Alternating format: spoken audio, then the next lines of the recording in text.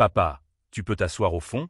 Je ne veux pas que les gens te voient près de l'autel, murmura ma fille Rachel en ajustant son voile, sans même me regarder. Je me tenais à l'entrée de l'église, tenant le petit bouquet de fleurs bon marché que je lui avais acheté avec mon dernier salaire. Ces mots m'ont frappé comme un coup de poing dans l'estomac, mais j'ai gardé le sourire forcé que j'avais répété devant le miroir ce matin-là. Bien sûr, ma chérie. Tout ce que tu veux, ai-je répondu à voix basse, sentant le poids des regards curieux des invités bien habillés autour de moi. Je m'appelle Charles, j'ai 52 ans et je viens d'être rejeté par la personne que j'aime le plus au monde, ma fille unique. Ce n'est pas ainsi que j'avais imaginé que cette journée commencerait. Il y a 25 ans, lorsque Rachel est née, j'ai juré que je ferais tous les sacrifices nécessaires pour qu'elle ait tout ce que je n'avais jamais eu. Lorsque ma femme nous a abandonnés, Rachel n'avait que 3 ans, j'ai travaillé à 3 emplois différents pour payer ses cours de piano, ses jolies robes, son éducation privée. J'ai vendu ma voiture pour payer sa remise de diplôme. J'ai hypothéqué la maison pour financer ses études de droit. J'ai utilisé mes économies pour la retraite afin de l'aider à ouvrir le cabinet d'avocat qui lui permet aujourd'hui de gagner plus en un mois que je ne gagnais en un an. Aujourd'hui, elle épousait David, le fils d'une famille traditionnelle de la ville. J'aurais dû l'accompagner jusqu'à l'autel, la remettre à l'homme qu'elle avait choisi.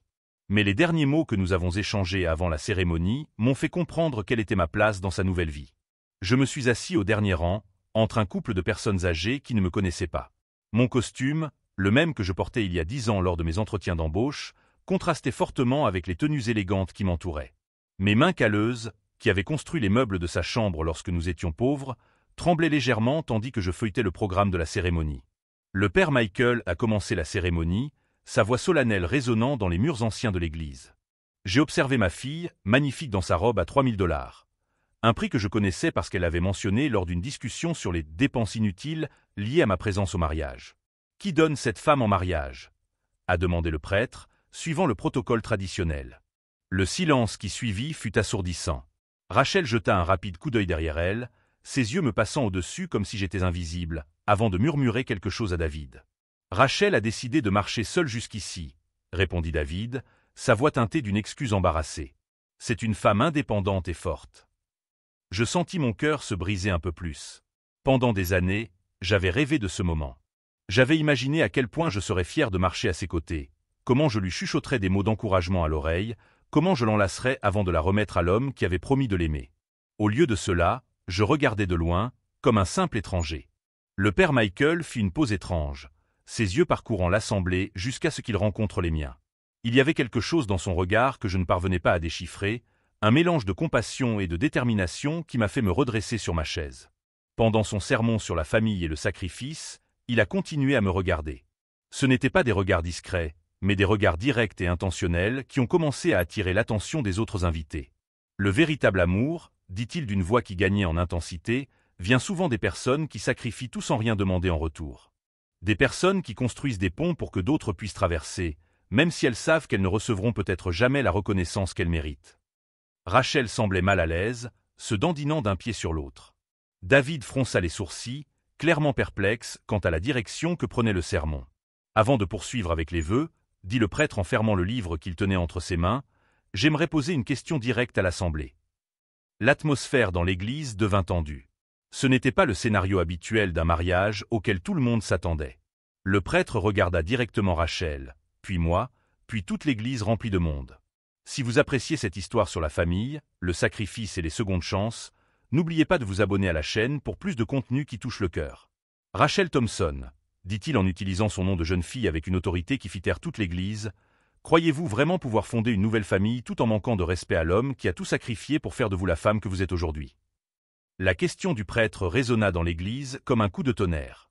Rachel pâlit, ses poings se serrèrent le long de son corps. David regarda, perplexe, entre elle et le prêtre, ne comprenant manifestement pas ce qui se passait. « Père Michael, » murmura Rachel, la voix légèrement tremblante, « je ne comprends pas votre question. »« Je pense que vous l'avez parfaitement comprise, » répondit-il en faisant quelques pas vers l'autel où elle se tenait. « Je vais donc la reformuler plus clairement. Il y a un homme assis au dernier rang de cette église qui a hypothéqué sa maison pour payer vos études, qui a cumulé 3 emplois pour que vous puissiez prendre des cours de piano, qui a vendu sa seule voiture pour couvrir les frais de votre remise de diplôme. » Chaque mot du prêtre frappait Rachel comme un marteau. Elle jeta un rapide coup d'œil derrière elle, ses yeux croisant les miens pendant une fraction de seconde avant de se détourner à nouveau. Ce même homme, poursuivit le prêtre, a utilisé toutes ses économies pour sa retraite afin de l'aider à ouvrir son cabinet d'avocat. Et aujourd'hui, en ce jour qui devrait être une célébration de l'amour et de la famille, vous l'avez traité comme un étranger gênant. Le silence dans l'église était si profond que je pouvais entendre mon propre cœur battre. Certains invités se mirent à chuchoter, regardant Rachel et moi avec des expressions de surprise et de malaise. David a pris la main de Rachel pour essayer de la soutenir, mais elle l'a brusquement retirée. « Mon père, avec tout le respect que je vous dois, » a-t-elle dit d'une voix qui prenait ce ton professionnel que je connaissais si bien, « ma vie personnelle n'est pas un sujet à aborder pendant notre cérémonie de mariage. » « Votre vie personnelle » a répété le prêtre en haussant les sourcils. « Rachel, nous sommes ici pour célébrer la famille, l'engagement, l'amour inconditionnel. Comment pouvons-nous parler de ces valeurs alors que vous manquez publiquement de respect à l'homme qui les a incarnées tout au long de sa vie ?» C'est à ce moment-là que j'ai réalisé que le père Michael en savait plus sur mon histoire avec Rachel que je ne le pensais. Au cours des 6 derniers mois, depuis qu'elle avait annoncé ses fiançailles, j'avais essayé à plusieurs reprises de lui parler. Je voulais être présent, l'aider à planifier, l'accompagner jusqu'à l'hôtel comme nous l'avions toujours rêvé. Chaque tentative a été accueillie par des excuses polies mais fermes. « Je suis très occupé, papa. Peut-être la semaine prochaine. » L'organisateur a déjà tout sous contrôle. Peu à peu, j'ai compris que ma présence était davantage considérée comme un embarras que comme une bénédiction. Rachel a grandi et a réussi, mais elle est également devenue honteuse de ses origines modestes. Lorsqu'elle a rencontré David et sa famille de la haute société, je suis devenu un souvenir gênant d'un passé qu'elle préférait oublier. Il a fait ce que n'importe quel père aurait fait, a finalement déclaré Rachel, mais sa voix semblait défensive, peu convaincante. Et je lui en suis reconnaissante. Mais cela ne signifie pas que je doive suivre des traditions dépassées ou... Des traditions dépassées ? L'interrompit le prêtre. Vous qualifiez de tradition dépassée l'idée d'honorer ceux qui se sont sacrifiés pour vous. David tenta d'intervenir. Peut-être devrions-nous poursuivre la cérémonie et en discuter plus tard. Non, dit fermement le prêtre. Il n'y a pas de « plus tard » pour ce moment, jeune homme. Nous sommes dans une église, un lieu sacré où nous disons la vérité. Et la vérité, c'est que cette jeune femme est sur le point de faire des vœux d'amour, d'engagement et de famille alors qu'elle traite son propre père comme s'il était un étranger embarrassant. Je sentis les larmes me monter aux yeux. Pendant des années, j'avais ravalé ma douleur en silence. Quand Rachel a cessé de m'appeler régulièrement, je me suis dit qu'elle était simplement occupée à construire sa carrière. Quand elle a commencé à éviter nos dîners du dimanche, je me suis convaincu qu'elle avait besoin d'espace pour s'épanouir. Quand elle a déménagé dans le quartier chic de la ville et qu'il lui a fallu 3 mois pour me donner sa nouvelle adresse, j'ai fait comme si cela ne me faisait pas de peine. Et lorsqu'elle a annoncé ses fiançailles par le biais d'une publication sur Facebook, plutôt que par un appel téléphonique personnel, j'ai simplement souri et je l'ai félicitée dans les commentaires comme n'importe quelle autre connaissance. Mais le père Michael avait raison. Il ne s'agissait pas seulement de tradition ou de protocole de mariage. Il s'agissait de respect élémentaire, de reconnaître les sacrifices consentis par amour inconditionnel. « Connaissez-vous toute l'histoire » a demandé Rachel au prêtre, sa voix désormais teintée de désespoir. « Savez-vous combien de fois il m'a humilié devant mes amis avec ses vêtements bon marché ? Combien de fois j'ai dû expliquer pourquoi nous n'avions pas une belle maison comme les autres familles ?» Ces mots m'ont frappé comme des coups de poing. J'avais toujours su que notre situation financière la dérangeait, mais je n'avais jamais imaginé qu'elle nourrissait autant de ressentiments. Je me souviens, dit calmement le prêtre, d'un homme qui assistait à tous tes concerts de piano, même après avoir travaillé 2 quarts de travail d'affilée. Qui n'a jamais manqué un match de football de l'école, même si cela signifiait perdre des heures supplémentaires au travail. Il fit une pause, regardant Rachel droit dans les yeux. Et je me souviens d'une petite fille qui me disait souvent à quel point elle était fière d'avoir le père le plus travailleur du monde. Rachel resta silencieuse, mais je vis ses mains trembler légèrement. « Qu'est-il arrivé à cette petite fille, Rachel ?» demanda doucement le prêtre. « Quand exactement as-tu décidé que l'amour de ton père était quelque chose dont tu devais avoir honte ?» L'assemblée était complètement silencieuse, attendant sa réponse. David semblait complètement perdu, réalisant clairement qu'il y avait des aspects de la vie de sa fiancée qu'il ignorait complètement. Et moi ? J'étais assis au dernier rang, écoutant enfin quelqu'un défendre non seulement ma dignité, mais aussi la valeur de toutes ces années de sacrifice que j'avais fait avec amour. Mais que ferait le père Michael ensuite ? Et comment Rachel réagirait-elle lorsqu'elle se rendrait compte que sa façade parfaite s'effondrait devant tous ses invités importants ? La vérité était en train d'être révélée, mais je n'avais aucune idée de la profondeur à laquelle le prêtre était prêt à creuser. Rachel est restée silencieuse pendant de longues secondes qui m'ont semblé éternelles. Ses mains tremblaient visiblement tandis qu'elle tenait le bouquet, et je pouvais voir le conflit interne se refléter dans ses yeux. Quand elle a finalement parlé, sa voix était faible, presque un murmure. « Vous ne comprenez pas, mon père. Il a toujours été une source d'embarras. » Ces mots m'ont transpercé comme une lame glacée. 25 ans de sacrifice réduits à une seule phrase cruelle. « Une honte ?»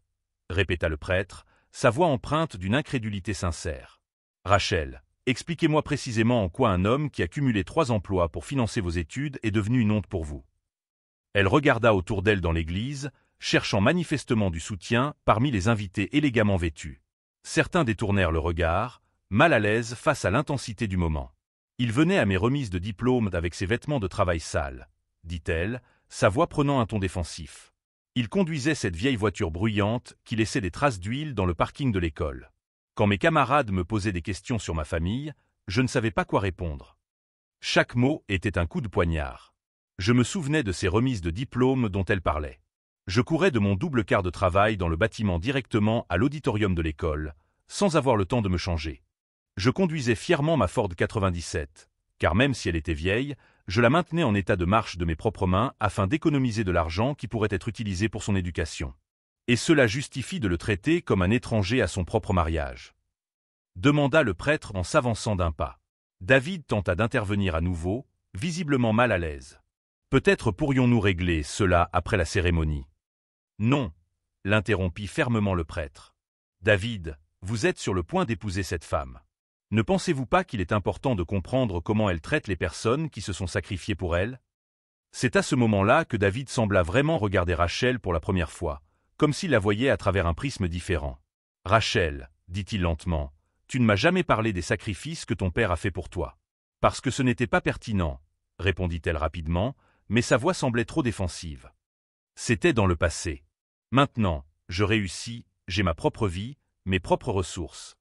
Des ressources qui ont été construites sur les fondations qu'il a posées, fit remarquer calmement le prêtre. La tension dans l'église était palpable. Certains invités chuchotaient entre eux, d'autres enregistraient discrètement avec leur téléphone portable. Je réalisais que ce moment était en train d'être documenté, que l'humiliation de Rachel était en train d'être capturée de la même manière qu'elle avait capturé la mienne. C'est alors que la mère de David, Catherine Morrison, une élégante dame de la haute société locale, se leva de son siège au premier rang. « Excusez-moi, » dit-elle, sa voix tranchante résonnant dans l'église. « Mais je pense que je dois clarifier quelque chose ici. » Tous les regards se tournèrent vers elle.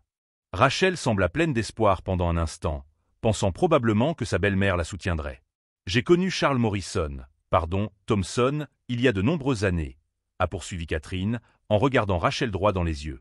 « Il a posé le parquet de notre maison quand mon David était enfant.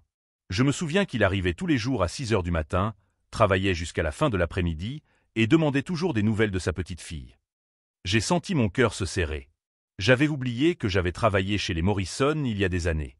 Il montrait des photos d'elle à tous les ouvriers, » a poursuivi Catherine. Il parlait de son intelligence, de ses excellentes notes, de la façon dont il économisait chaque centime pour l'envoyer à l'université. À l'époque, je me suis dit, quel père dévoué. Sa fille a de la chance d'avoir quelqu'un qui l'aime autant. Rachel pâlit visiblement.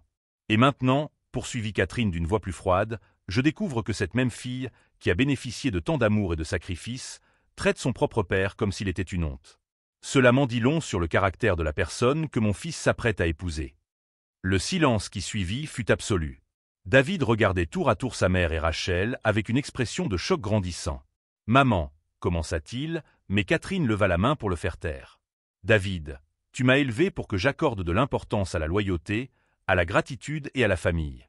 Ces qualités sont importantes pour moi parce qu'elles sont importantes pour le genre de personne que j'espère que tu seras, et pour le genre de personne que j'espère que tu choisiras comme compagne de vie. » Rachel a essayé de parler, mais Catherine n'avait pas fini. « Si elle est capable de traiter son propre père de cette façon, comment pouvons-nous être sûrs qu'elle te traitera, toi ou tes futurs enfants, avec le respect et la gratitude que vous méritez lorsque les choses deviendront difficiles ?» C'est à ce moment-là que j'ai senti quelque chose changer en moi. Pendant des années, j'avais accepté en silence l'éloignement croissant de Rachel, me convainquant que c'était naturel, que cela faisait partie du processus qui lui permettrait de devenir indépendante. Même lorsque cela me faisait mal, je ravalais ma fierté et trouvais des excuses à son comportement.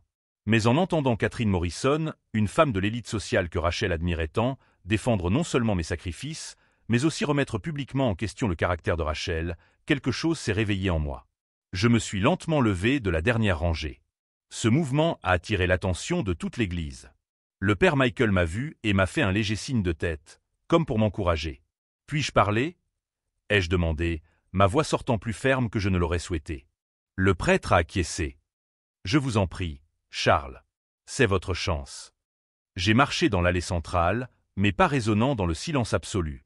Lorsque je me suis approché de l'autel, je me suis arrêté et j'ai regardé Rachel droit dans les yeux. « Tu as raison sur certains points, » ai-je commencé, d'une voix calme mais chargée d'émotions contenues.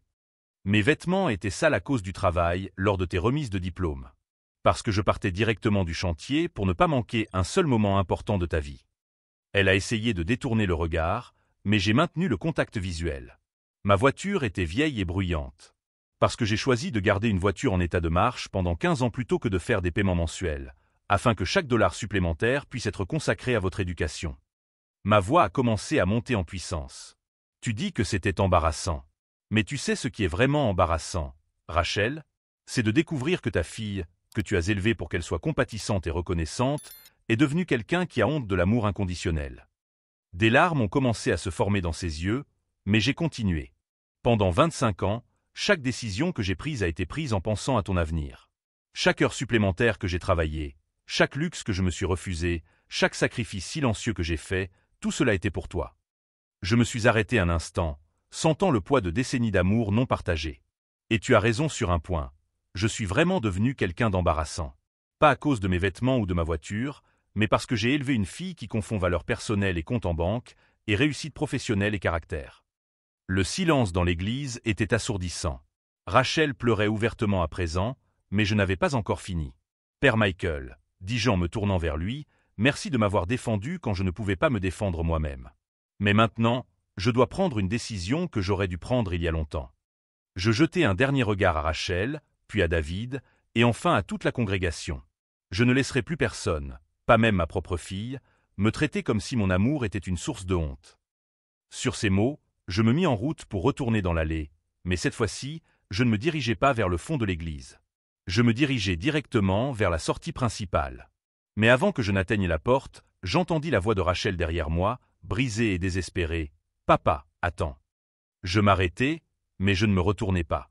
Et c'est à ce moment-là que j'ai réalisé que peut-être, juste peut-être, il y avait encore de l'espoir pour sauver non seulement ma dignité, mais aussi l'âme de la fille que j'aimais encore, malgré tout. Que dirait-elle ensuite? Et surtout, cela suffirait-il à effacer des années de chagrin et de manque de respect? Je me suis arrêté à l'entrée de l'église, mais je ne me suis pas retourné immédiatement. L'écho de mon nom sur les murs sacrés portait un désespoir que je n'avais pas entendu depuis des années. Pendant un bref instant, j'ai ressenti la même compassion paternelle qui m'avait guidé pendant des décennies de sacrifices silencieux. « Papa, ne pars pas comme ça, s'il te plaît, » a dit Rachel, la voix brisée. « On peut en parler plus tard. Pas ici, pas devant tout le monde. » Je me suis lentement retourné pour la regarder. Des larmes coulaient sur son visage, maculant le maquillage parfait qui avait probablement coûté plus cher que mon loyer mensuel. « Plus tard » ai-je répété, ma voix résonnant dans l'église silencieuse. « Rachel, cela fait 3 ans que tu me repousses à « plus tard ». Après la remise des diplômes. Après l'ouverture du cabinet. Après que tu te sois établi dans la société. Je fis quelques pas en arrière vers l'autel, mais cette fois-ci avec un objectif complètement différent. Je n'étais plus le père humilié en quête d'approbation. J'étais un homme qui avait enfin trouvé sa voie. Tu sais ce que j'ai découvert pendant tous ces après? Ai-je continué, en regardant non seulement Rachel, mais toute la congrégation. Qu'il n'y aurait jamais de moment opportun pour que tu reconnaisses les sacrifices que j'ai faits. Il y aurait toujours une excuse. Il y aurait toujours quelque chose de plus important que d'honorer l'homme qui a consacré toute sa vie à te garantir cette vie privilégiée. David s'approcha timidement de Rachel et posa sa main sur son épaule. « Monsieur Thompson, commença-t-il, peut-être pourrions-nous régler cela en privé. »« Non, » l'interrompis-je fermement. « David, tu es sur le point d'épouser ma fille. Tu mérites de savoir exactement quel genre de personne elle est devenue. » Je fouillai dans la poche intérieure de ma veste et en sortis un dossier en papier craft usé.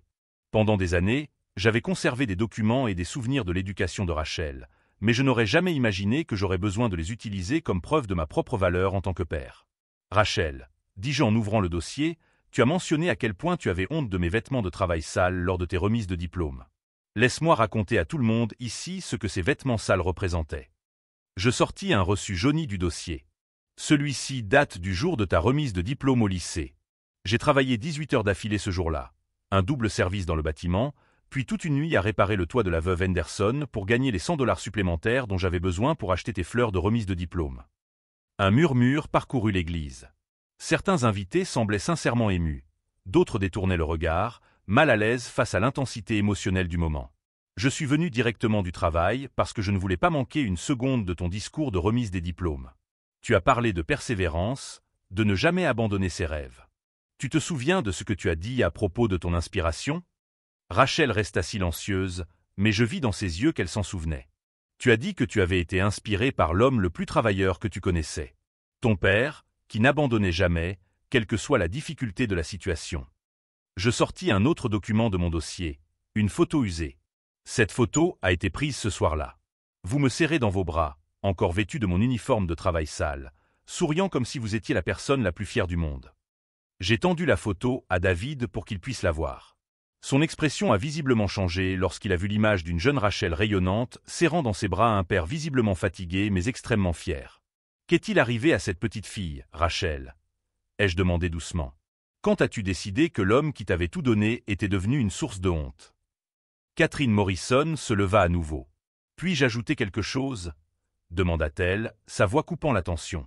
J'acquiesçai, curieux de savoir ce qu'elle avait d'autre à dire. « Charles, commença-t-elle, te souviens-tu du Noël 2012 ?» Je réfléchis un instant. « Oui, quand j'ai terminé le sol de votre salon. »« Exactement. Vous avez travaillé jusqu'à la veille de Noël pour terminer les travaux à temps pour notre fête de famille. Mais vous avez refusé notre invitation à rester pour le dîner parce que vous aviez promis à Rachel que vous feriez des biscuits de Noël ensemble ce soir-là. » Elle se tourna vers Rachel. « Quel âge avais-tu ? 17 ans ? 18 ans ? Ton père est rentré à la maison épuisé, couvert de poussière de bois, mais il a quand même passé toute la soirée à t'apprendre à décorer des biscuits, car c'était une tradition que vous perpétuiez depuis que tu étais petite. » Le silence dans l'église était absolu. Je m'en souviens parce que le lendemain, il est venu dans mon bureau avec une boîte de ses biscuits. Il m'a dit que Rachel les avait fait spécialement pour remercier notre famille de lui donner du travail pendant les fêtes. Qu'elle voulait que nous sachions à quel point elle était reconnaissante d'avoir un père aussi dévoué. Rachel se couvrit le visage de ses mains. Catherine a continué, implacable. J'ai gardé cette boîte pendant des années. Pas pour les biscuits, mais pour la carte qui l'accompagnait. Écrite par Rachel elle-même, merci d'avoir donné du travail au meilleur père du monde. Il ferait n'importe quoi pour moi, et je ferais n'importe quoi pour lui. Si vous suivez le parcours de ce père qui a tout sacrifié par amour, n'oubliez pas de vous abonner à la chaîne pour découvrir comment cette histoire déchirante se transforme en quelque chose de bien plus puissant. Alors dis-moi, Rachel, conclut Catherine, qu'est-il arrivé à la petite fille qui a écrit ces mots? C'est à ce moment-là que le père Michael s'approcha à nouveau du micro. Il y a autre chose qui doit être dit, annonça-t-il. Quelque chose qui expliquera peut-être pourquoi je suis prêt à interrompre cette cérémonie. Tous les regards se tournèrent vers lui. Charles Thompson n'est pas seulement un paroissien de cette église. Il y a 5 ans, alors que notre congrégation traversait des difficultés financières et était sur le point de perdre ce bâtiment historique, un homme m'a approché pour m'offrir son aide. Il fit une pause, regardant Rachel droit dans les yeux. Cet homme a discrètement fait don de 15 000 $, soit la totalité de ses économies pour sa retraite, afin de sauver cette église. À quelles conditions? Que personne ne le sache. Qu'il n'y ait aucune reconnaissance publique, aucune plaque commémorative, rien. Mon estomac se noua. J'avais demandé que ce don reste totalement confidentiel. Quand je lui ai demandé pourquoi il faisait cela, il m'a répondu « Mon père, ma fille se mariera un jour. Je veux m'assurer qu'elle aura un lieu sacré et magnifique pour sa cérémonie. » Les larmes de Rachel coulaient maintenant librement, mais elle ne faisait aucun effort pour les essuyer. « 15 000 $, Rachel, » répéta le prêtre. « Toute la retraite de ton père, donnée secrètement pour que tu puisses avoir le mariage de tes rêves dans la plus belle église de la ville. » David s'éloigna légèrement de Rachel, son expression montrant son choc et sa compréhension croissante de l'ampleur des sacrifices que j'avais faits. « Et aujourd'hui, » continua le prêtre, « ce même homme a été traité comme un étranger gênant lors de la cérémonie que ses propres économies ont rendu possible. » Le silence qui suivit était différent des précédents. Ce n'était pas seulement de la gêne ou de la surprise. C'était le poids collectif d'une injustice complètement exposée. Rachel essaya de parler, mais les mots ne sortirent pas. David regarda autour de lui dans l'église. Les fleurs, les vitraux, l'hôtel orné, tout cela financé en partie par l'homme que sa fiancée avait tenté de cacher. Je rangeai les documents dans la mallette et la glissai sous mon bras. « Rachel, dis-je calmement, pendant 25 ans, chaque décision que j'ai prise a été basée sur ce qui était le mieux pour toi. Ton éducation, ton avenir, ton bonheur. Même lorsque cela signifiait sacrifier ma propre dignité, mon confort, mes rêves. » Je fis un pas vers elle. Aujourd'hui, pour la première fois de ma vie, je vais prendre une décision basée sur ce qui est le mieux pour moi. Je regardai David, puis l'assemblée, et enfin Rachel. Je ne laisserai plus personne, pas même ma propre fille, traiter mon amour comme s'il était honteux. Sur ces mots, je me suis remis en route vers la sortie. Mais cette fois, ce n'était pas une fuite. C'était une déclaration. Et je savais, d'après le silence absolu derrière moi et la respiration saccadée de Rachel, qu'enfin, après toutes ces années, ma fille était sur le point d'affronter les véritables conséquences de ses choix. Que ferait-elle lorsqu'elle réaliserait qu'elle risquait de perdre non seulement son mariage, mais aussi le seul homme qui l'aimait vraiment de manière inconditionnelle? Je me suis lentement retourné pour faire face à Rachel. Ses larmes avaient complètement estompé son maquillage, et pour la première fois depuis des années, elle ressemblait à nouveau à la petite fille que j'avais connue. Vulnérable, perdue, ayant besoin de son père. « Que veux-tu dire, Rachel ?» demandai-je, ma voix résonnant dans l'église silencieuse. « Tu veux que je reste pour subir davantage d'humiliations? Pour entendre encore plus de commentaires sur le fait que je suis une honte? »« Non, » murmura-t-elle en faisant un pas hésitant vers moi. « Papa, je ne savais pas pour l'église. Pour l'argent que tu as donné. »« Bien sûr que tu ne le savais pas, » répondis-je calmement. « Parce que ces 3 dernières années, tu ne m'as jamais posé de questions sur ma vie. Tu n'as jamais voulu savoir comment j'allais, ce que je faisais, comment je payais mes factures. » David s'approcha d'elle, mais il y avait quelque chose de différent dans son expression. Ce n'était plus le soutien inconditionnel d'un fiancé amoureux. C'était la confusion d'un homme qui découvrait des aspects troublants de la personne qu'il avait choisie pour se marier. « Rachel, » dit lentement David, « pourquoi ne m'as-tu jamais parlé des sacrifices de ton père? »« Parce que ce n'était pas pertinent, » répondit-elle automatiquement, mais sa voix semblait moins convaincante à présent. « Ce n'était pas pertinent, » répéta David en regardant autour de lui dans l'église. Les fleurs, l'autel orné, les vitraux. Il a financé une partie de cette église pour que tu puisses avoir le mariage parfait, et ce n'était pas pertinent? C'est à ce moment-là que je remarquai un changement dans l'expression de David. Ce n'était pas seulement de la confusion. C'était de la déception. Catherine Morrison se leva à nouveau de sa place au premier rang. « David, » dit-elle d'une voix tranchante, « je dois te parler. Maintenant. »« Maman, on peut en parler plus tard. »« Non. » l'interrompit Catherine fermement. « On ne peut pas. » Elle s'est dirigée vers nous, passant devant des invités qui chuchotaient entre eux, certains enregistrant discrètement avec leur téléphone portable. « David, tu te souviens de notre conversation sur les valeurs familiales? Sur le type de personne que tu aimerais avoir comme compagne de vie ?» David a acquiescé lentement. « Alors explique-moi comment tu peux épouser une femme qui traite son propre père comme un moins que rien? Comment peux-tu fonder une famille avec quelqu'un qui a honte des personnes qui se sont sacrifiées pour elle ?» Le silence qui suivit était différent des précédents. C'était le silence d'un homme qui réévaluait une décision qui allait changer toute sa vie. Rachel comprit le danger. « David, ne la laisse pas s'immiscer dans notre relation. C'est entre mon père et moi. »« Non, » dit David d'une voix ferme que je ne lui avais jamais entendue auparavant. « Catherine a raison. Cela en dit long sur qui tu es vraiment. » C'est à ce moment-là que le père Michael s'avança. « Il y a encore une chose qui doit être dite, » annonça-t-il en regardant Rachel droit dans les yeux. « Une chose que Charles m'a demandé de ne jamais révéler, mais que je pense désormais nécessaire. » Mon estomac se noua.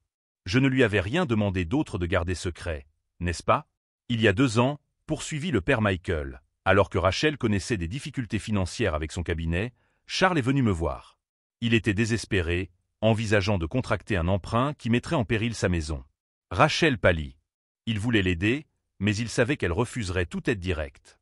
Il m'a donc demandé de la présenter à mon cousin, qui est associé dans un grand cabinet d'avocats à Atlanta. J'ai senti mon cœur s'emballer. Le prêtre révélait quelque chose que j'avais complètement oublié. Ce contrat qui est sorti de nulle part, il y a 2 ans, Rachel, celui qui a sauvé votre cabinet de la faillite, n'était pas une coïncidence. C'était votre père qui travaillait en coulisses pour s'assurer que vous ne perdiez pas tout ce pour quoi vous aviez travaillé. Rachel vacilla légèrement, comme si elle avait été physiquement frappée. « Ce n'est pas vrai, » murmura-t-elle. « Charles, dit le prêtre en se tournant vers moi, je suis désolé de trahir votre confiance, mais elle doit savoir. Racontez-lui les 3 nuits où vous avez travaillé comme nettoyeur de bureau pour rembourser les faveurs que vous aviez demandées afin d'obtenir cette recommandation. Je ne voulais pas me souvenir de cela. Travailler comme nettoyeur après avoir passé la journée dans le bâtiment, tout ça pour obtenir des contacts qui pourraient aider Rachel sans qu'elle le sache. C'est vrai, ai-je admis à voix basse. Tu étais sur le point de tout perdre. Je ne pouvais pas laisser ça arriver. David a regardé Rachel avec une expression que je n'avais jamais vue auparavant. Ce n'était ni de la colère, ni de la déception. C'était pire. C'était une perte totale de respect. Laisse-moi comprendre, dit David lentement. Ton père a secrètement sauvé ton entreprise, a donné ses économies pour ta retraite afin de t'assurer un beau mariage, et tu le traites comme s'il était une honte. Rachel essaya de parler, mais David continua.